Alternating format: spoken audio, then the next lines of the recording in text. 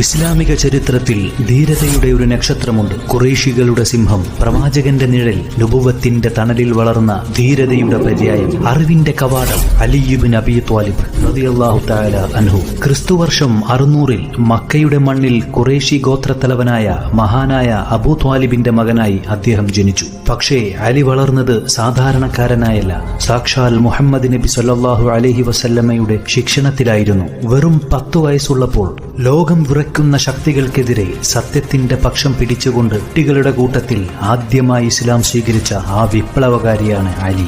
ആവേശം കൊടുമുടി കയറുന്ന ആ രാത്രി പ്രവാചകനെ വധിക്കാൻ ശത്രുക്കൾ വീടുവളഞ്ഞു നിൽക്കുന്നു. ഓരോ സെക്കൻഡിലും മരണം വാതിലിനു പുറത്ത് കാത്തു നിൽക്കുമ്പോൾ ആർക്കാണ് സമാധാനത്തോടെ ഉറങ്ങാൻ കഴിയുക? പക്ഷേ അവിടെയാണ് അലിയുടെ ധീരത. പ്രവാചകനെ രക്ഷപ്പെടുത്താൻ വേണ്ടി ശത്രുക്കളുടെ വാൾമുനകൾക്ക് മുമ്പിൽ പ്രവാചകന്റെ വിരിപ്പിൽ അദ്ദേഹം കിടന്നു. മരണമേ, നിനക്ക് എന്നെ തൊടണമെങ്കിൽ എന്റെ ഉടമസ്ഥൻ അനുവദിക്കണം എന്ന് പ്രഖ്യാപിച്ച ധീരൻ മക്കക്കാർ സൂക്ഷിക്കാനേൽപ്പിച്ച മുതലുകൾ ഓരോന്നായി തിരികെ നൽകി ഒരു യഥാർത്ഥ പോരാളിയായി അദ്ദേഹം മദീനയിലേക്ക് നടന്നുകയറി. യുദ്ധക്കളത്തിൽ അലി ഇറങ്ങിയാൽ പിന്നെ അവിടെ ശത്രുക്കളുടെ ഗർജനമില്ല, അലിയുടെ വാളിന്റെ മിന്നൽ പിണരുകൾ മാത്രം. ഖൈബർ കോട്ടയുടെ പടുകൂറ്റൻ വാതിൽ തകർക്കാൻ കഴിയാതെ സൈന്യം പകച്ചു നിന്നപ്പോൾ പ്രവാചകൻ വിളിച്ചു, നാളെ അള്ളാഹുവിനും റസൂലിനും പ്രിയപ്പെട്ടവന് ഞാൻ പതാക നൽകും. പിറ്റേന്ന് ഒറ്റക്കൈ കൊണ്ട് ആ കോട്ടവാതിൽ പിഴുതെറിഞ്ഞ അലി യുദ്ധക്കളത്തിൽ ഒരു കൊടുങ്കാറ്റായിരുന്നു. തബൂക്ക് ഒഴികെ എല്ലാ യുദ്ധങ്ങളിലും പ്രവാചകന്റെ നിഴലായി അദ്ദേഹം പോരാടി.